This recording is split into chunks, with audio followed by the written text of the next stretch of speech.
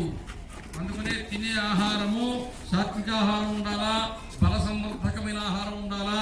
ఏది పడితే తినకూడదు. కడుపుతో ఉన్నప్పుడు, గర్భవతిగా ఉన్నప్పుడు తినేది కానీ, తాగేది కానీ, కూర్చునేది కానీ, మాట్లాడేది కానీ కోపం లేకుండా, బీపీ తెచ్చుకోకుండా, మసాలా దోశలు తినకుండా, కారం తినకుండా, కోకో కోలాలు తాగకుండా, థమ్సప్పులు తాగకుండా అటు ఉంటే ఆరోగ్యకరమైన పిల్లలు పుడతారు.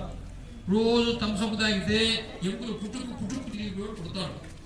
మసాలా దోశలు తింటే, బోండాలు తింటే, గురుగులు తింటే, శనగ చెట్టి తింటే వాడు గ్యాస్ట్రిక్ ట్రబుల్తోనే పుడతారు.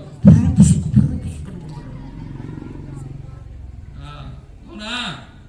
ఇట్లా టీవీ రావాలి, తెల్ల టీవీ రావాలి, రోజు టీవీ చూస్తే పుట్టేవాడు కళ్ళద్దాలు వేసుకుని పుడతారు.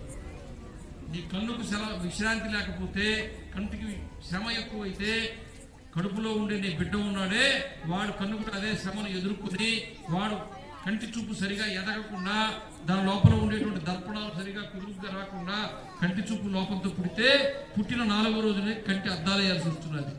అవునా? పెద్ద సౌండ్లు పెట్టుకొని, డీజేలు పెట్టుకొని, వీడు మా వాళ్ళు మొగోళ్ళు వీళ్ళు డింగి చిక్కు డ్యాన్స్ చేస్తుంటారు. ఆంజనేయ స్వామిని చూసేదిలే, వినాయకుడిని చూసేదిలే, డ్యాన్స్ చేస్తున్నారు.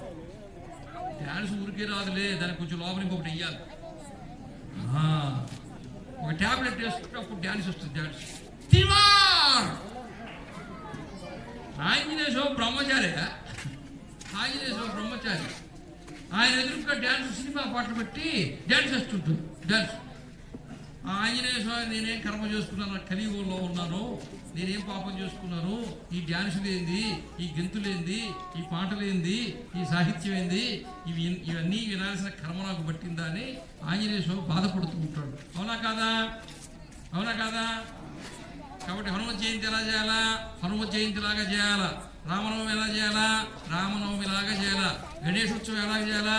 గణేష్ ఉత్సవం లాగా చేయాలా. దేవుడి దగ్గర ఎలా ఉండాలా? భక్తితో ఉండాలా. దేవుడి దగ్గర ఎలా ఉండాలా? శ్రద్ధతో ఉండాలా. దేవుడి దగ్గర ఎలా ఉండాలో తెలుసా? ఆ మొదటి 2 లేకపోయినా 3వది ఉండాలి. అదేంటో తెలుసా? ముళ్ళు దగ్గర పెట్టుకొని ఉండాలి.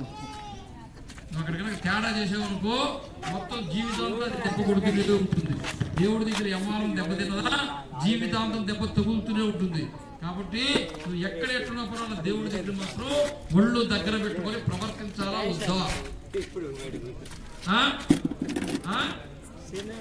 పిల్లలు మాత్రం యమాగా ఉన్నారబ్బా, కదురున్నారు. మీ ఊరికి మాత్రం ఢోకాలే. పెద్దవాళ్ళు అందరూ నా ఊటోళ్ళు ఇప్పుడే పోయినా ఈ ఊరు వాళ్ళు కాపాడుకోగలరన్నంత ధీమాలోకి వస్తున్నారు. పెద్దవాళ్ళని పట్టుకోవడం